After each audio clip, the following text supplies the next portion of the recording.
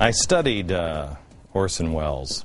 I'm a big fan of his. He taught me everything I need to know that is good, never give up, and everything that is bad, sometimes give up.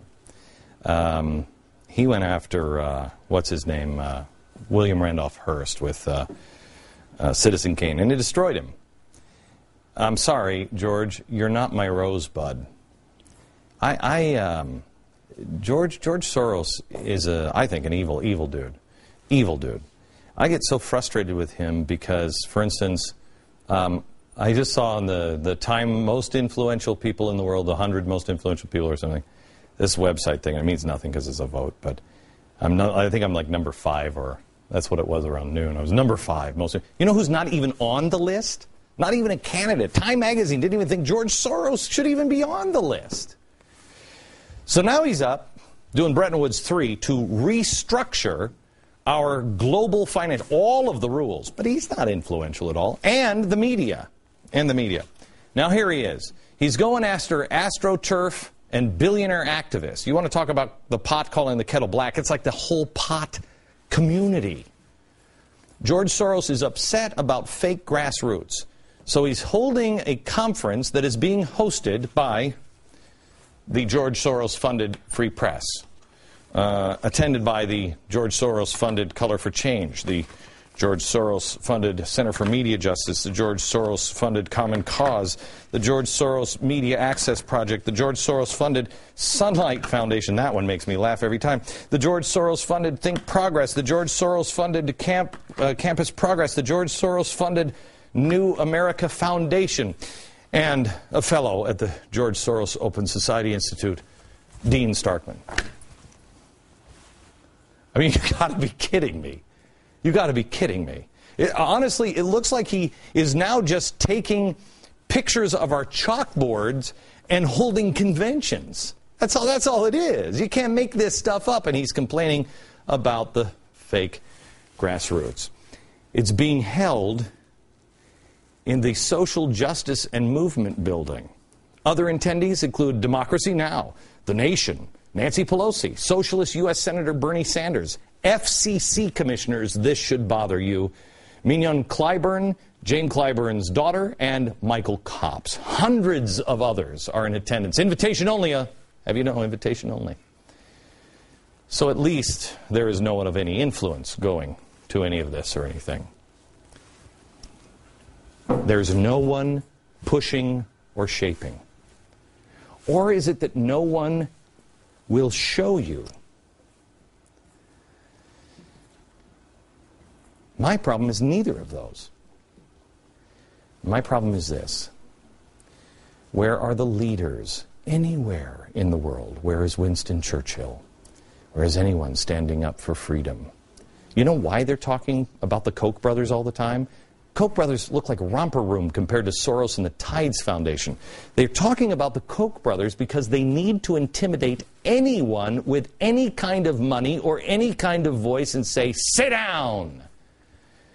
They want control. All of these people just want control. It doesn't matter. You could be talking about Ahmadinejad. He doesn't agree with George Soros. Ahmadinejad wants control, and so does George Soros, for entirely different reasons. They're not working together. It's just that the world is up for grabs. And they'll control. He'll say he's controlling because it's for your own good. You need to be regulated. And we have once again become complacent with freedom. We have forgotten how quickly freedom can be snatched away. Do you remember what you felt like on 9/11? Do you remember being driven? You might not have picked up a Bible in I don't know how many years. I was one of them. And we all realized, oh my gosh, this could be over like that. It's 10 years later, and it's September 10th, 2001 all over again. And this time, it's the whole world up for grabs. It's a tinderbox. And even our religions are upside down. Watch yourself. Somebody wrote me, and I can't remember. What was the name, Joe, of that organization in Ohio that's going from church to church? Do you remember? I can't remember. I'll show it to you probably tomorrow. Monday, I think. They're going to Ohio, funded by this guy. Ronald Reagan did not sit down when he was told, don't tell him to tear down the wall, don't call him an evil empire. He didn't sit down. He called evil by its name, and he spoke it and said, do it. Winston Churchill did not sit down when he lost everything. They practically threw him out of the building because he said, the Germans are building an army against us. Well, gang, there is evil at our front door. It is in our house. They're in our living room. We're sitting there looking at them. We're talking to them. And everyone is saying, sit down. An army is being built, whether it be a global army of finance, food, energy, jobs, real weapons, religion. You must not sit down. Because just like there was another earthquake today in Japan, there will be another earthquake, a tipping point, whether manufactured or real, and it will push our world over the edge. I believe that moment could begin next month in Israel. That is when the flotilla sets sail. Whether it is next month or not, it is coming. You're already seeing the edges of it here in America, the seeds of anti-Semitism. Well, Soros's people call me an anti-Semite. Let me show you what it looks like. A pipe bomb in Santa Monica today. Whether it is earthquakes by God or by man, batten down the hatches, remain standing, and build lifeboats for others, because others will join. Tapped into breaking news starting at 6 a.m. Get the stories impacting our nation and our nation's capital. Weekend starting at 6 a.m. Don't miss a minute of Fox and Friends.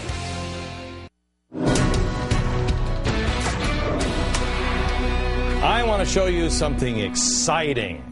It's exciting. I like to call it Gog and Magog time on the Glenn Beck program. I want to show you some new alliances that if I would have told you this, and in fact I think I did, but if I would have told you that the world was going to start to line up with Iran, you would say that, oh, wait.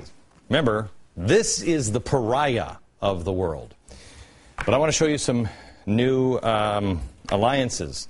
And one you should be quite concerned about. The first one we have is Iran and Turkey.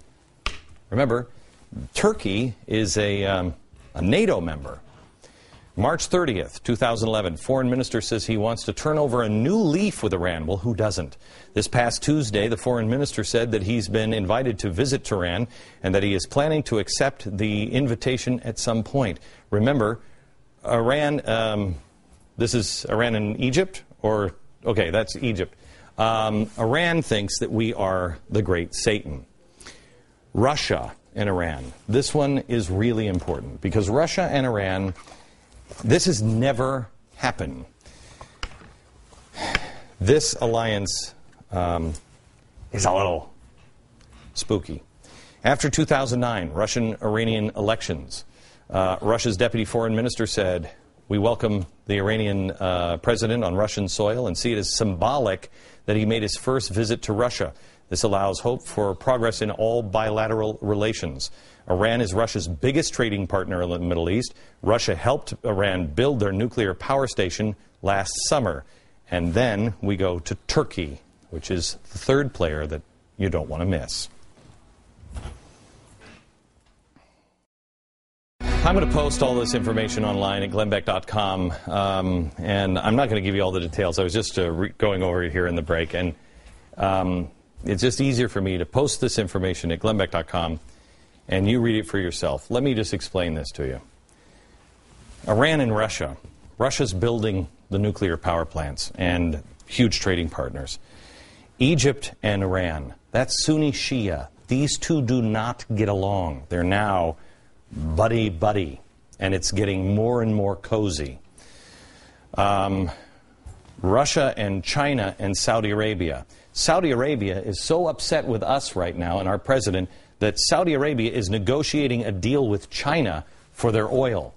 What do you think is going to happen with that one? And these three are really critical. Nobody ever thought these countries could come together and form any kind of alliance. The reason I say nobody ever thought it is because people have been looking for these three to bring an alliance together for thousands of years.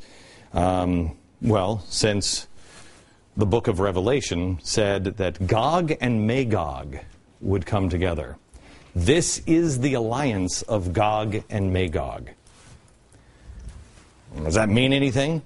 I don't know. But let me ask you this. Do these countries seem friendly to the United States? Are these countries aligning themselves together, make our world, our Western way of life, more stable or less stable? Do they lead to higher gas prices, lower gas prices? More people killed, less people killed? More freedom or less freedom? Less corruption or more corruption?